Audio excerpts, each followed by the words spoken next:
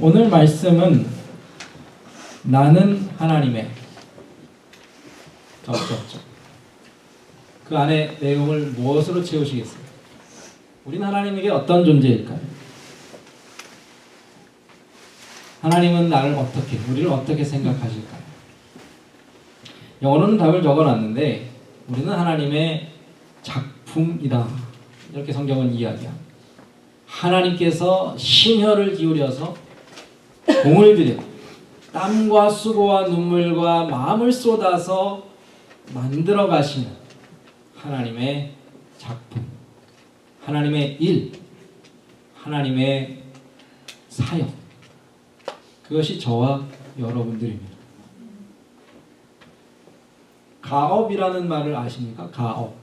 그 집안에서 대대로 이어가는 집안이 온 집안 식구들이 함께 힘을 합쳐 일구어가는 일. 그래서 옛날에는 할아버지가 하던 일을 아들이 하고 그 아들이 하던 일을 손자에게까지 물려주는 그러한 일이 있었습니다.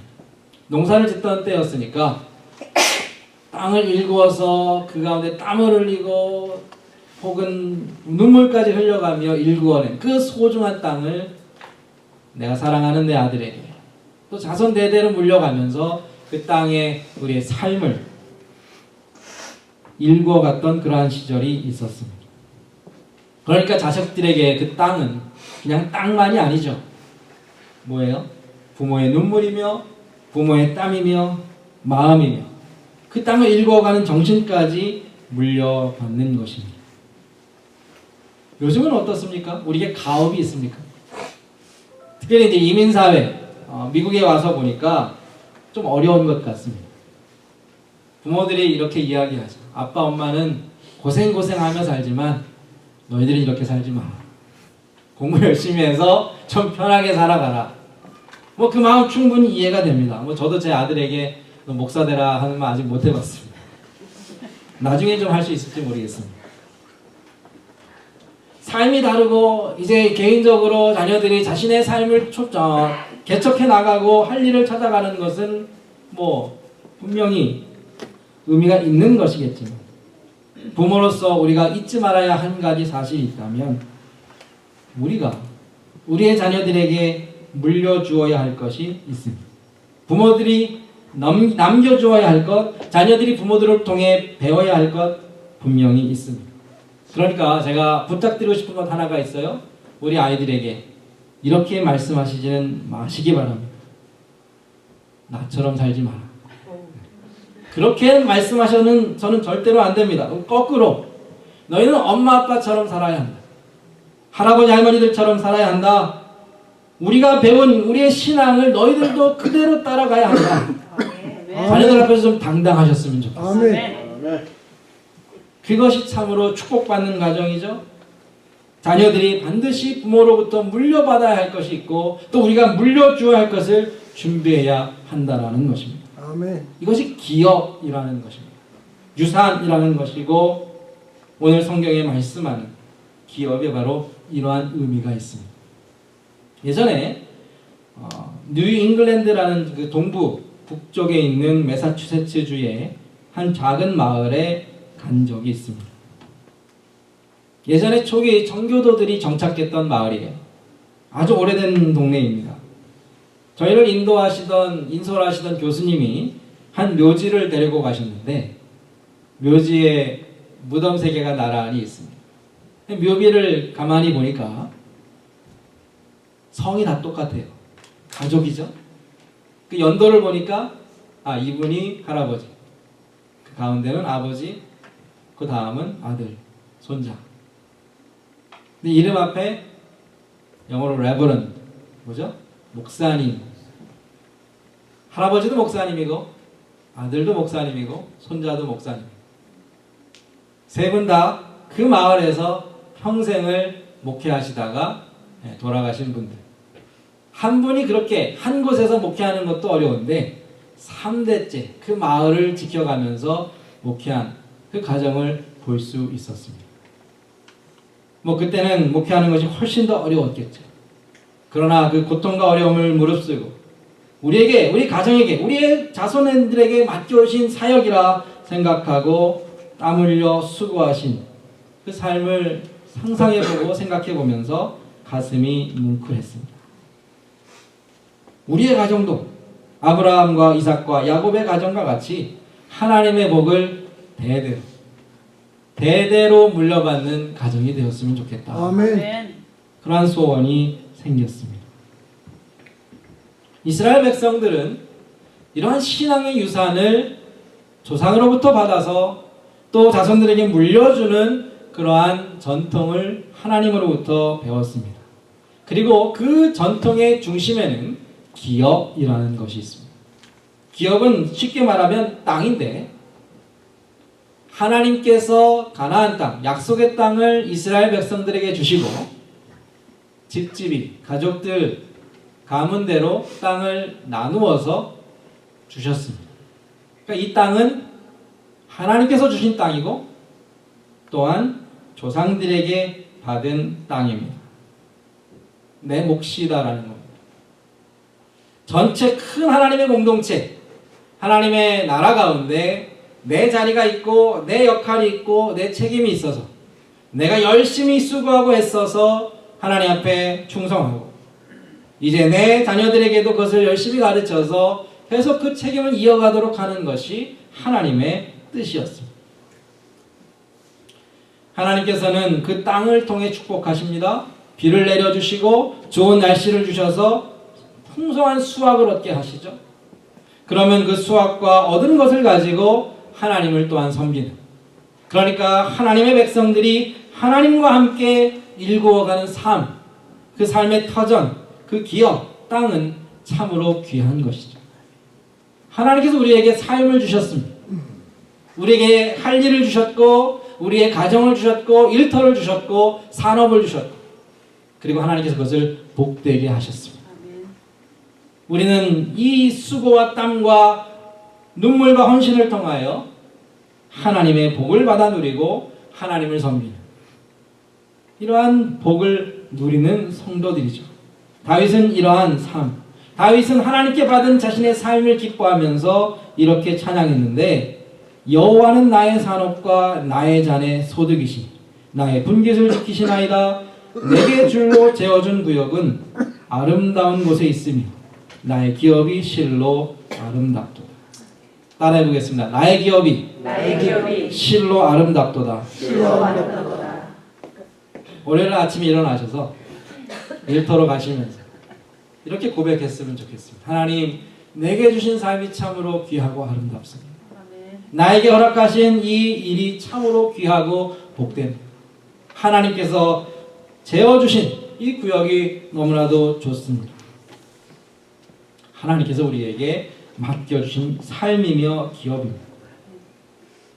근데 오늘 말씀하는 기업은 여기서 좀 더 나아가서 우리가 이렇게 피땀 흘려 눈물로 수고하는 삶이 있고 우리의 일이 있는 것처럼 하나님께서도 일이 있으시다.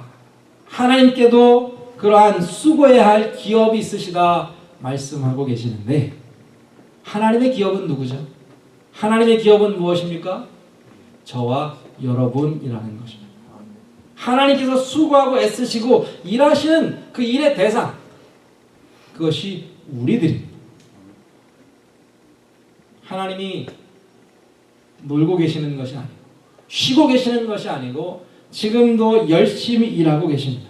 누구 때문에요? 나 때문에. 우리 때문에. 하나님께서 지금도 쉴 수 없이 마음을 쏟아가며 땀을 흘리시고 애쓰시는 것은 저와 여러분들을 돌보시기 위함입니다. 성경은 하나님을 농부라고 이야기합니다. 그럼 그 밭은 누구예요? 우리들이죠. 사도 바울이 고린도전서 3장 6절과 9절에서 나는 심었고 아볼로는 물을 주었으되 오직 하나님께서 자라나게 하셨나니 그랬어요. 그러니까 우리가 언뜻 생각이 하나님은 그냥 마치 마법처럼 마술처럼 손만 한번 내밀면 곡식이 자라게 하시죠. 그런 걸로만 생각했는데 곰곰이 따져보니까 그렇지 않은 것 같습니다. 바울이 교회를 섬기기 위해 수고하고 아볼로가 참 열심히 교회를 돌봤지만 그 교회를 위해 누가 가장 힘써서 일하셨다고요? 하나님께서. 내가 내 삶을 돌보기 위하여 아침부터 밤늦게까지 일하고 내가 우리 가정을 돌보기 위하여 밤낮 없이 수고했지만 우리를 위해, 나를 위해 누가 가장 애쓰고 계십니까? 하나님께서 자신의 기업으로 아시고 우리를 돌보십니다. 하나님은 목자라고 하셨어요. 목자는 뭐 하는 사람이에요? 양들을 돌보고 소들을 돌보는 것이 목자의 일이 아닙니까? 해보신 분은 아시겠지만 짐승 한 마리 돌보는 것도 참 힘든 일인데 수많은 양떼들을 돌보는 일이 얼마나 힘이 들겠습니까? 그러나 선한 목자 되신 예수님께서는, 우리 주님께서는 양 한 마리 한 마리 조금이라도 다치거나 상하지 않도록 밤낮 없이 일하시는, 이것이 하나님께서 우리를 향한 사랑인 줄로 믿습니다. 아멘. 하나님께서는 지혜로운 건축자가 되셔서 우리 한 사람 한 사람을 하나님께서 거하실 수 있는 거룩한 성전 되게 하시기 위하여 아름답게, 영광스럽게, 정결하게, 귀하게 우리의 삶을, 우리의 인생을 세워가고 계십니다. 우리 한 사람 한 사람이 하나님께서 마음 쏟아 땀 흘려 눈물로 만들어 가시는 하나님의 작품입니다. 우리는 하나님의 기업입니다. 하나님께서는 적당히 하시는 일이 없죠. 완벽하시고 완전하신 하나님께서는 조그마한 흠이나 조그마한 모자람도 허용하지 않으시죠. 그러니까 얼마나 특별한 수고와 정성을 쏟으시겠습니까? 우리가 정말 아끼는 물건이 있으면 어떻게 해요? 스크래치 하나 날까봐 싸고 또 싸고. 여자분들 이제 좋아하는 그릇 있으면 따로 모아놓죠. 제가 엊그제 그릇에 흠집을 냈는데 집에서 별일 없었습니다. 다행입니다. 내가 좋아하는 것, 뭐 아이들이 자기가 좋아하는 거 뭐 조금이라도 흠집 나면 막 소리를 지르죠. 하나님께서 가장 아끼시는 것이 무엇일까? 가장 소중히 다루시는 것이 무엇일까? 저와 여러분. 한번 곰곰이 생각해 보시기 바랍니다. 하나님께서 내 인생을 얼마나 섬세하게, 세밀하게, 세심하게 인도하고 계십니다. 이사야 5장에 보면 이 포도원 농부의 이야기가 나옵니다. 이사야 선지자가 하나님께서 그 백성들 향한 사랑을 노래로 표현한 것입니다. 나는 내가 사랑하는 자를 위하여 노래하되 내가 사랑하는 자의 포도원을 노래하리라. 내가 사랑하는 자에게 포도원이 있으며 심히 기름진 산으로. 이 말씀을 들으셨으니까 이 포도원이 누굴까요? 저와 여러분이죠. 농부 되신 하나님께서 우리를 돌보시고 우리 안에 수많은 노력과 수고를 통하여 최고의 것으로 공급하신 다음에 좋은 포도 맺기를 원하셨습니다. 땅을 파서 돌을 제하고 극상품 포도나무를 심고 망대를 세우고 술틀을 파고, 그러면서 하나님께서 이렇게 말씀하셨는데 내가 내 포도원을 위하여 행한 것 외에 무엇을 더할 것이 있으며 내가 한 것 말고 모자란 것 없다. 더 할 수 있는 것이 없을 만큼 최선을 다해서 포도원을 갖고 왔다. 하나님께서 자신 있게 말씀하십니다. 내가 너를 위하여 한 것, 할 수 있는 것 다 했다. 줄 수 있는 것 다 주었고 조금도 부족함 없이, 조금도 모자람 없이 최선의 것으로, 최고의 것으로 너의 인생을 채워주었다라고 말씀하십니다. 우리는 철없는 아이와 같아서 엄마 아빠가 나에게 해준 게 뭐가 있어? 이렇게 말할지 모르지만, 그렇게 불평하고 원망할 수 있을지 모르지만 하나님 편에서 하나님께서 우리에게 주신 것은 최선이었습니다. 최고였습니다. 그 아들까지 우리에게 주셨고 아들과 함께 모든 것을 선물로, 은사로 주시는 분이 바로 우리 주님이십니다. 아멘. 성경은 계속해서 말씀합니다. 신명기 9장 29절을 보면 하나님께서 그 백성, 곧 주의 기업을 주의 큰 능력과 펴신 팔로 인도하여 내셨다. 우리를 붙잡으신 하나님은 전능하신 하나님. 그 팔은 능력의 팔인 줄로 믿습니다. 아멘. 신명기 32장에도 보면 여호와의 분깃은 자기 백성이다. 하나님께서 우리 하나님의 교회 하나님의 백성들을 하나님의 분깃, 하나님의 소유, 하나님의 기업이라고 말씀하시면서 자신의 소유된 백성들을 어떻게 보호하셨는가? 자기의 눈동자 같이. 무엇과 같이요? 자기의 눈동자 같이. 신체 중에 눈만큼 우리가 소중히 다루는 것 없죠. 조그만 무언가이 날라와도 우리가 순간적으로 눈을 감고 얼굴을 돌리죠. 하나님께서 가장 살피시고 아끼시는 것이 바로 우리들, 하나님의 기업이요 하나님의 소유된 백성이라는 것입니다. 그렇기 때문에 여호와를 자기 하나님으로 삼은 나라, 곧 하나님의 기업으로 선택된 백성은 복이 있는 것입니다. 혹 우리의 인생이 넘어진 것 같고 내 인생이 실패한 것 같아 보이는 그 순간, 하나님께서 실패하지 않으셨다면 아직 실패한 것이 아닙니다. 하나님께서 끝내신 것이 아니라면 내 인생은 앞으로 계속 나아가야 할 충분한 이유가 있는 것이죠. 나는 실수하지만 내 인생을 당신의 것으로 붙잡으시고 삼으시는 하나님은 실수하지도 실패하지도 않으십니다.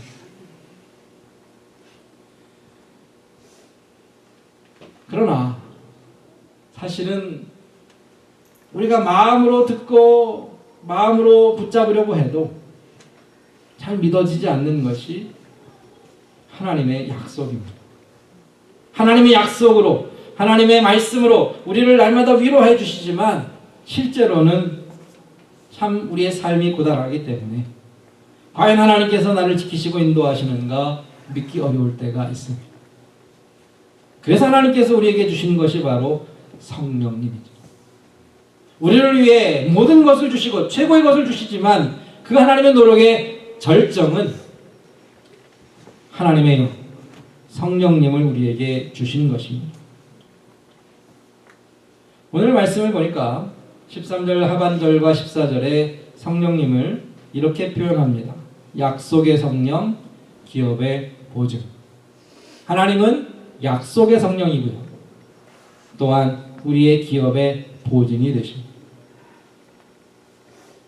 성경 전체가 하나님의 약속인 것을 아시죠? 하나님은 먼저 약속하십니다. 그리고 그 약속을 지키시죠. 그러니까 우리가 믿음으로 구원을 받는 것입니다. 약속하시고 그 약속을 믿고 기다리면 약속하신 대로 이루어지는, 이것이 하나님의 역사이며 하나님의 구원이죠.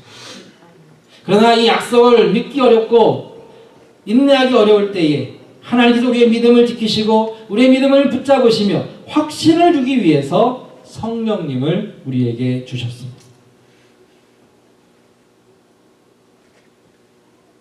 아브라함의 이야기를 좀 해보겠습니다. 아까 이스라엘 백성들이 땅을 받았다라고 말씀을 드렸는데 그 땅은 원래는 아브라함 한 사람에게 약속하신 땅입니다. 내가 이 땅을 너와 네 자손에게 주리라. 하나님의 약속이죠. 근데 이 약속이 참 어려운 게, 지금 당장 그 땅을 주시면 좋겠는데 언제 주세요? 나중에. 얼마나 나중에요? 400년 후에. 400년 후에 땅 주면 그 땅 소용이 있어요, 없어요? 아버지가 집을 한 채 물려주시겠다고 했는데 지금 주셔야 그걸 빨리 팔아서 돈으로 쓰겠는데 40년 후에 찾아가라고 하면 그걸 받아야 해요, 말아야 해요? 이게 40년도 아니고 400년이에요. 아브라함 나이가 80이 훌쩍 넘었는데 400년이면 그가 살아있을 수 있을까요? 그러니까 아브라함 입장에서는 이건 뭐 의미도 없는 쓸데없는 약속인 것 같은데 놀랍게도 아브라함은 그 약속을 믿었단 말이죠. 신기하지 않습니까?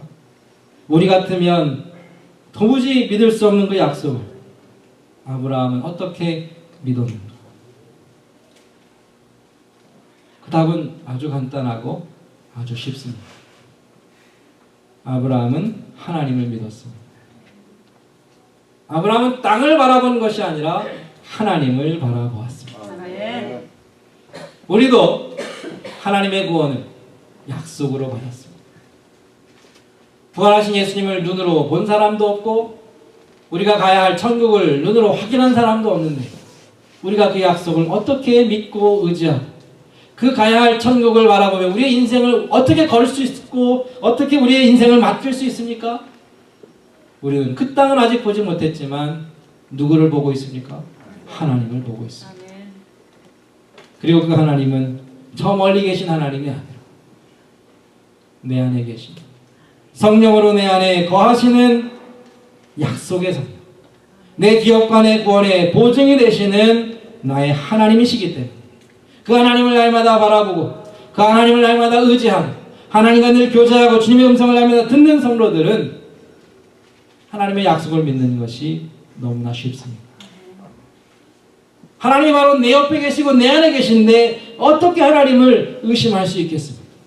그 약속이 지금 이루어지든 10년 후에 이루어지든 100년 후, 1000년 후에 이루어지든 그 약속을 하신 분은 동일하신 하나님이시기 때문에 우리의 믿음이 조금도 흔들리지 않을 수 있는 것이죠. 아멘. 앞에 포도원 이야기를 했는데 하나님께서 그렇게 좋은 것으로 최고의 것으로 다 쏟아 부으셨는데 좋은 열매를 얻지 못했습니다. 이스라엘 백성들이 실패하고 하나님 앞에 불순종하여 그 밭이 다 망가졌습니다. 하나님께서 포기하지 않으시고 다시 밭을 일구시는데 보다 확실한 방법으로 이제는 성공이 보장된 방법으로 포도원을 다시 일구십니다. 그 이야기가 요한복음 15장에 나오는데 하나님은 여전히 농부가 되시지만 달라진 것이 있다면 나무가 바뀌었습니다. 과거에는 이스라엘 백성들이 나무였다면 이제는 예수님 자신이 나무가 되셔서 이제는 그 나무에 붙어 있기만 하면 모든 가지 열매가 주렁주렁 맺히고 열릴 수 있게 하셨습니다. 아멘. 너희가 내 안에 내가 너희 안에 있으면 이 사람은 과실을 많이 맺나니 나를 떠나서는 너희가 아무것도 할 수 없습니다. 내 스스로 열매를 맺으려고 했다라면 실패했겠지만 주님께서 내 안에 계시고 내가 주님 안에 있기 때문에 우리는 반드시 열매를 맺게 됩니다. 아멘. 이 일이 가능한 것은 말씀드린 대로 약속의 성령께서 그 기업의 보증이 되신 우리 성령께서 나와 함께 하시고 내 안에 거하시기 때문에 하나님께 모든 것을 맡기고 의지하는 믿음의 성도들에게 그 삶이 복된 삶이고 성공하는 삶이고 하나님께서 원하시는 모든 선한 열매를 맺히는 삶이 될 것입니다. 아멘. 하나님 정말로 원하시는 열매가 무엇입니까? 오늘 말씀에 나와 있는 것처럼 우리의 한 사람 한 사람의 인생이 영광의 찬송이 되는 것, 하나님께 자랑이 되는 것, 하나님께 영광이 되는 것, 모든 사람 앞에 하나님을 드러내고 나타내는 삶이 되는 것이 하나님께서 원하시는 것입니다. 이것이 실패 없이 가능한 것은 바로 우리 성령께서 우리 안에 거하시고 우리의 약속의 성령께서 모든 기업을 보증하시기 때문입니다. 말씀을 정리합니다. 하나님이 우리를 하나님의 것으로 삼으셨습니다. 하나님께서 일하시는 것 오직 한 가지. 저와 여러분의 인생 가운데 하나님께서 땀 흘리고 애쓰시며 선한 열매를 맺게 하십니다. 우리를 구원하시고 우리의 구원을 완성하시는 그 하나님께서는 쉬지 않으시고 졸지도 주무시지도 않으시고 이 일을 끝까지 이루실 것입니다. 이 일을 시작하신 하나님께서 하나님의 열심과 하나님의 능력과 하나님의 신실하심으로 완성하실 것입니다. 우리는 피곤하지만 우리는 넘어지지만 우리는 중단하고 멈추고 싶지만 하나님은 지금도 쉬지 않고 저와 여러분을 위해 일하고 계십니다. 아멘. 하나님께서 반드시 우리로 하여금 빛 가운데서 성도의 기업의 부분을 얻기에 합당하게 하실 것이다. 골로새서 1장 12절에 말씀한 대로 저와 여러분 하나님 앞에 자랑이 될 것입니다. 하나님 앞에 존귀한 자들이 될 것입니다. 우리의 인생은 하나님의 주시는 열매로 가득할 것이고 우리의 삶은 하나님께 영광이 될 것입니다. 아멘. 이 믿음을 가지고 삶이 혹 우리를 속일지라도, 세상이 우리를 속일지라도 하나님의 약속을 믿고 낙심을, 절망을 소망으로, 믿음으로 우리의 실패를 승리로 바꾸어 가시는 복된 삶 되기를 주의 이름으로 축원합니다. 아멘. 같이 기도하겠습니다.